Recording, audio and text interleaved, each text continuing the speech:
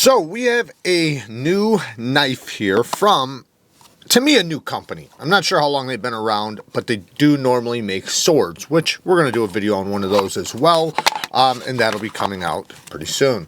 But this is one of their pocket knives. The company's Mini Katana, and they decided to do a premium folding button lock. So we're going to give it a look around and see, you know, how it is. Obviously, M390 steel. I do not know what HRC they're running it at. Maybe their site says it. I'm not positive. Titanium mill pocket clip. Looks like a good ramp. It looks like the clip will work well. A lot of times when you have holes like that, it helps bring down a little bit of tension, which it seems like here. It looks like T8 hardware except for the clip. Yep, T8 hardware all the way around except for the clip and then the inlay. That's good to see. We have a drop point blade with a nice flat grind. It does get down to a nice edge. The titanium is, you know, it's a blasted titanium with an inlay. I forget what this stuff's called. It's not fat carbon fiber, but it's like a shred carbon fiber with, you know, some color in it. The blade is a blasted blade, you know, which is fine. Especially M390. M390 has great stain resistance, but I usually tend to stay away from, for premium knives, I tend to stay away from the blasted. If it's a budget knife, it's okay. Blasted finishes are just more susceptible to corrosion in many cases, and you know, they don't look as good to me, as good as a satin or a stone washed. Now, the titanium though, you know, it's got the same blasted finish for the most part. It looks like it's slightly stone washed in a way, but I don't know. No milling on the inside, but that's because we have the inlay here. Lock up, no side to side. I can muscle, it could just need to break in though. After a few flips, that'll probably go away.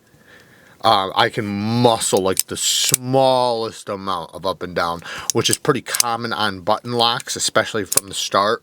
After you flip them a bunch of times, the spring, you know, pushes the, it pushes the plunge in behind the blade a little bit stronger where it's not as bad. But it's not bad though. Not bad at all. I wouldn't even hold it against it. All in all, I like the look of it. I do like the look of it. I think it has a nice style to it. I do have a couple little issues, but I like it overall. It's a good knife. Feels like a solid knife. One of the problems I have is the price. $220, I think is what this one is. $220, $230, something like that. So at that, $230. So the reason why I don't like that price is because of the things I'm kind of mentioning. 62 HRC, they say. If that's true, I'm going to get this tested, because if 62 is true, then maybe 230 is not that big of a deal. But where I was going with this is that it has premium materials, which is really nice, but it has some things that is not done perfect on a premium knife. Like one, the choil. The choil, this is a tapering plunge grind. It hits the edge. Yes, you will find some premium knives with this issue, but not with everything put together. So I have a problem with this. When I sharpen it, I'm going to hit the plunge grind. So after sharpening it one time, it is going to have a smile back here, which will make it look not that good. A premium knife, after it gets sharpened, should look really good after. Anyways. Next thing is that blasted finish. That's a more affordable way to do a finish. So usually you see it on budget knives. You know, you want to see like a satin or a beautiful stone wash or a mirror stone wash, you know, when you start getting up in price. I was going to say the heat treatment's probably on the softer side, but at 62, that's great. I'll be honest, I doubt that's true. Maybe it is. I'm going to take their word for it, obviously, right now, because I haven't tested it. But I would guess it's probably 60 HRC. Most companies are running 60 to 61 at best. At best. We hardly see companies doing 62. I'm not saying we don't, because we have seen 62, but it's not the majority of the companies. So that's all I'm saying. This being an overseas company, you know, they're probably going to fall right in line with a bunch of other companies. Anyways. I think anyway, it doesn't matter.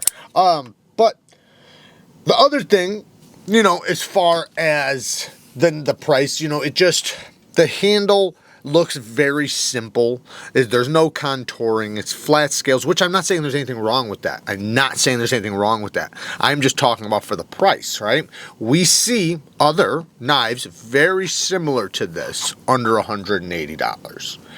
If not right there at 180. I could name multiple companies that do as good, if not better job for, you know, 160, 170, 180, even right there at $200. So, you know, we see contoured titanium with micro milling, with inlays, with hollow grinds, with satin finishes, all for that price.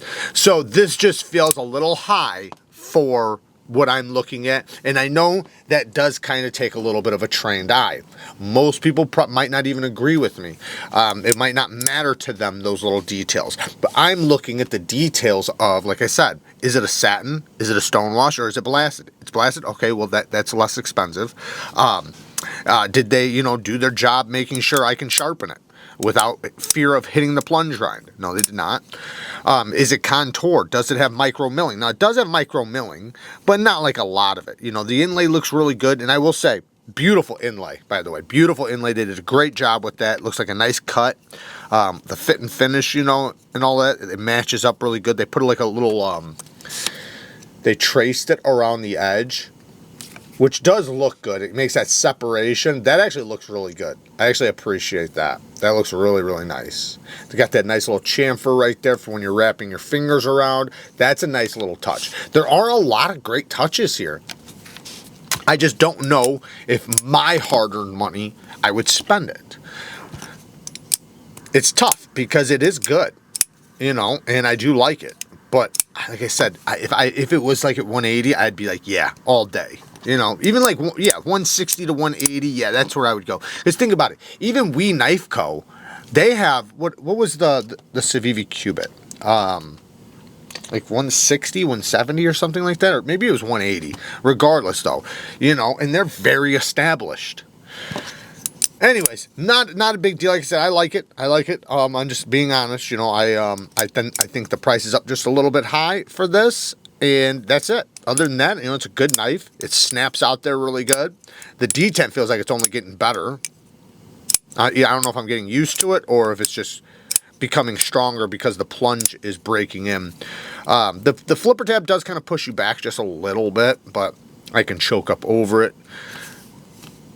I do see some of the machining on the blade under the blasted finish. If this was a satin, I wouldn't see that. Yeah, man. Anyways, pretty cool. I'm going to be checking more stuff out from Mini Katana.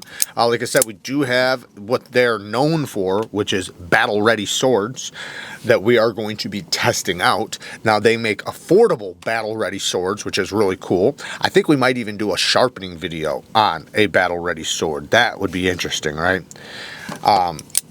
Anyways, there you guys go. Work hard, stay tough. Until next time, peace.